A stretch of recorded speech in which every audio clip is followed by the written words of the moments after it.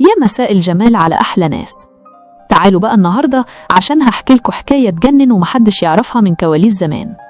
تخيلوا إن الست فايزة أحمد راحت النيابة والشرطة عشان اتهموها إنها حطت سم فران لزميلتها في طبق بامية. أيوة والله زي ما بقول لكم كده. دي الخناقة وصلت لدرجة إن تحية كاريوكا جابتها من شعرها وادتها علقة سخنة في بلاد الشام. طب إيه اللي حصل بالظبط في خناقة دمشق؟ وليه فايزة جابت المقص وقصت خصلة من شعر صباح وبوظت لها شعرها خالص؟ وليه كانت بتتضايق جدا من شادية لدرجة إنها كانت تحشي هدومها سفنج عشان تداري رفعها؟ ركزوا معايا بالراحة عشان النهاردة هنقول الأسرار اللي الجرايد خبتها. تابعوني وانزلوا باللايك المتين ويلا بينا. بصوا بقى، الحكاية بدأت في دمشق سنة 56. فايزة وقتها كانت لسه في الأول وكانت متغاظة جدا من نجاح وشياكة صباح. فايزة صممت إنها تغني في آخر الليل عشان هي اللي تنهي الحفلة، وصباح طبعا رفضت وقالت أنا النجمة اللي الناس مستنياها. فايزة بقى من غيظها جابت المقص وقصت خصلة كبيرة من شعر صباح وبوظت لها شعرها خالص عشان تكسر فرحتها بمنظرها قبل ما تطلع المسرح. وهنا بقى الست تحية كاريوكا ما سمتش عليها، راحت قايمة ومسكاها من شعرها ونازلة فيها ضرب قدام كل الناس عشان تعرفها مقامها. فايزة قعدت تصرخ وتصوت بس تحية ما فاتتهاش إلا لما علمت عليها وخلتها عبرة للكل. صباح بقى ما سكتتش وقررت ترد لها القلم بمقلب يجنن. راحت اتفقت مع ست بتخيط شاطرة وخلتها تروح البيت فايزة. الست دي دخلت عليها وقالت لها الحقي يا فايزة، ده صباح بتعمل فستان سري يجنن ومخبياه عشان تلبسه في الحفلة الجاية. فايزة طبعا الغيرة أكلت قلبها وقالت لها اعملي لي واحد زيه بالظبط وعاوزة أطلع أحلى منها. بس المقلب بقى إن صباح كانت متفقة مع الست دي تعمل موديل شكله وحش قوي وألوانه مش لايقة على بعض خالص. ويوم الحفلة فايزة طلعت المسرح وهي فاكرة نفسها ملكة جمال، والناس أول ما شافوها قعدوا يضحكوا عليها وعلى اللبس الغريب. وفايزة كانت واقفة مش فاهمة فيه إيه. طلعت صباح هي اللي لبستها المقلب ووقعتها في شر أعمالها. أما بقى حكايتها مع عبد الحليم حافظ فدي كانت حكاية تانية خالص. فايزة كانت قرفانة منه قوي لدرجة إنها كانت بتتغاظ من خياله.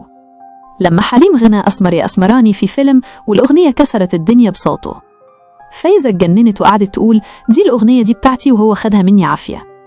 وراحت سجلتها تاني وحطت فيها 12 حتة زيادة عشان تفرسه وتغيظه، وفضلت حاطة دماغها من دماغه سنين طويلة لدرجة إنها كانت بتوزع ورق في الحفلات وتقول للناس اوعوا حد يسقف له لما يطلع.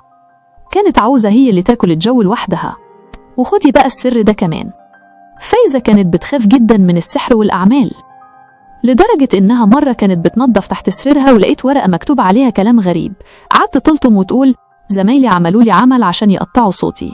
ده حتى الست نجاة الصغيرة مسلمتش منها. فايزة كانت بتقلد صوت نجاة وهي بتنهج وتتريق عليها عشان تضحك الناس. ومن كتر القلق كانت بتمشي بشنطة فيها مسجل صغير بتسجل لكل زمايلها وهم بيتكلموا عشان لو حد جاب سيرتها تروح تشتكيه وتعمل له مشكلة في النقابة. أما خناقتها مع وردة الجزائرية فدي كانت فضيحة. وردة كانت في بيتها ولابسة قميص بيت بسيط، فايزة قعدت تتريق على لبسها بأسلوب وحش. وردة ردت عليها وقالت لها على الأقل أنا مش بحشي الهدوم سفنج زيك يا فايزة.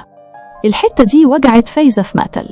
ده غير إن فايزة كانت بتلف شاش كتير على وسطها عشان تبان مليانة شوية. وفي مرة وهي بتسجل أغنية مع الملحن كمال الطويل الشاش ده فك ووقع على الأرض. فايزة اتكسفت جدا وقعدت تعيط وكمال الطويل قعد يضحك ومقدرش يكمل التلحين يومها. ونيجي بقى لحكاية طبق البامية اللي ودت فايزة النيابة. المطربة حورية حسن كانت معزومة عند فايزة وفايزة كانت طبخة بامية. حورية كلت من هنا وجالها مغص وتسمم من هنا.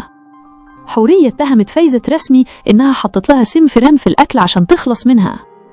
والبوليس دخل بيت فايزة وفتش المطبخ، وفايزة قعدت تلطم وتصوت وتقول يا ناس دي أكلت أكل بايت من ورايا وبتبل عليا. وفضل الوسط الفني كله خايف يحط لقمة في بقه عند فايزة سنين طويلة. وفي الآخر لما المرض تعبها خالص وبقت جلد على العظم بكت في حضن صباح واعتذرت لها وقالت لها الجملة اللي تقطع القلب كنت عبيطة وبغير منكم من غير سبب، يا ريتني كنت حبيتكم زي ما حبتوني. وماتت وهي مصفية حساباتها مع الكل. يا رب تكون الحكاية عجبتكم وعرفتوا أسرار فايزة اللي محدش بيقولها. أمان عليكم لو عجبكم الفيديو تعملوا متابعة للقناة وتفعلوا الجرس عشان يوصلكم كل جديد من حكاوي زمان. وقولولي في الكومنتات تفتكروا مين الفنانة اللي حكايتها أغرب. استنوني الفيديو الجاي. سلام.